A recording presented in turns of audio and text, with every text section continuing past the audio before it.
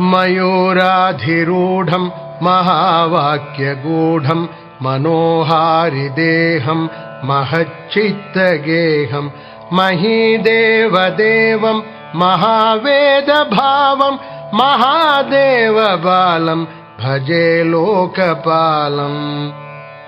यदा सन्निधानं गतामानवामि भवाम्भोधिपारं गतास्ते तदैव इति व्यञ्जयन् सिन्धुतीरे य आस्ते तमीडे पवित्रं पराशक्तिपुत्रम्।